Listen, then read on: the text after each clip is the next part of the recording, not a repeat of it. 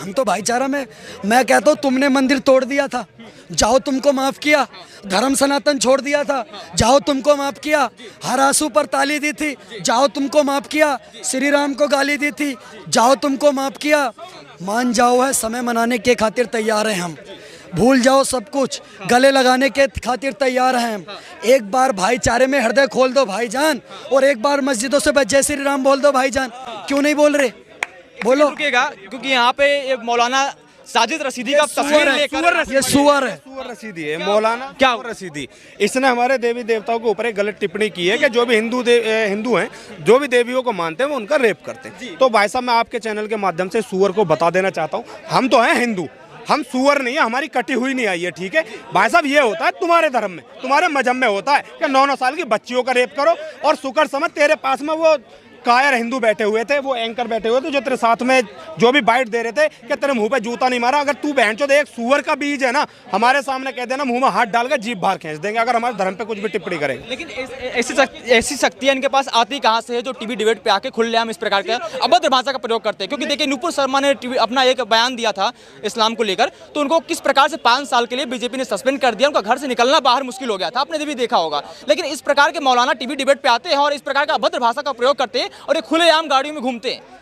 पहली बात तो नुपुर शर्मा ने कुछ भी गलत नहीं बोला, हम उसके पूरे समर्थन में। और भाई ये जो खुल के बोल पा रहा है ना, इसका कारण ये है कि हम जैसे लोग वहाँ पे बैठे नहीं होते। अगर ये बहनचो एक ही सुअर का बीज है यहाँ पे आके कह दे, हम साले का इसका गला उतार लेंगे। तुम जो अपने उस पर नबी के ऊपर कह देते हो ना, गुस्ताखे नबी की एक सजा सर तन से जुदा, तो अगर तुम हिंदू हो ना, मैं तुमको एक नारा दे रहा हूँ आज, अपमान राम की एक सजा सर धड़ से जुदा, सर धड़ से जुदा। जहाँ ये सुअर दिखाई देना, बेखौफ होके मारो साले को, इसके मुंह पे जब तक जूता मारना, जब तक इसके मुंह से राम राम ना निकले। आपके खिलाफ भी नारे लगने लेंगे फिर तो? नहीं, मेरे खिलाफ का ये क्या, साले सऊदी अरब के भी लगा ले। और मैं 60-84 में रहता हूँ, बहन चो जूते इतना बजाऊंगा, चारों तरफ रहते हैं मेरे में सुअर, फूंक दूंगा एक एक घर को, याद रख लेना, मुझे घंटा फर्क नहीं पड़ता। आग लग जाएगा, दंगा होने लगेगी? नहीं, दंगा क्या, ये बोलेगा तो दंगा नहीं है, हम बोलेंगे, हम अपनी आवाज उठाएं तो दंगा। भाई साहब अगर ये दंगा लग रहा है, हम दंगा ही है, हम मारेंगे इस बहन चो सुअर को। ये जब तक माफी नहीं मांग लेता ना हमारे धर्म पे जो इसने बोला है, जब तक माफी नहीं मांगेगा, जब तक ये बचेगा नहीं, और जिस दिन दिखेगा उस दिन साले में जूते बजेंगे। पहले भी अभद्र भाषा का प्रयोग कर चुके हैं, लगता है कि माफी मांगेंगे?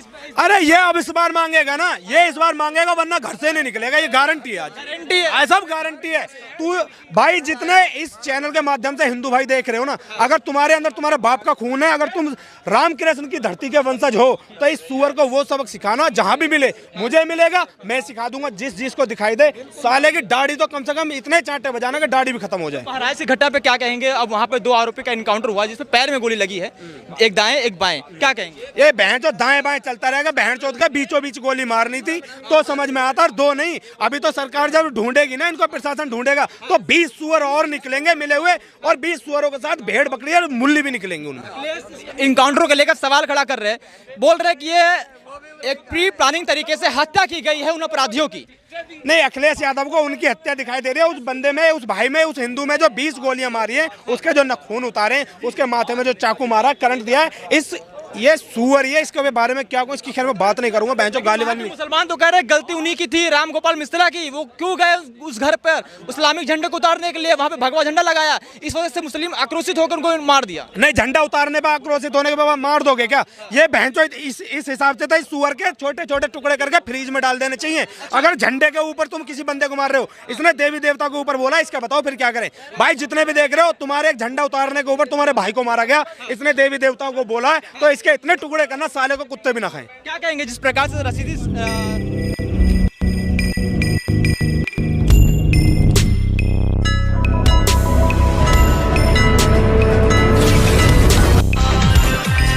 अरे जय श्री राम बोल के पूरी दुनिया पे छा गए, अब सामने से हट जाओ, हिंदू आगे।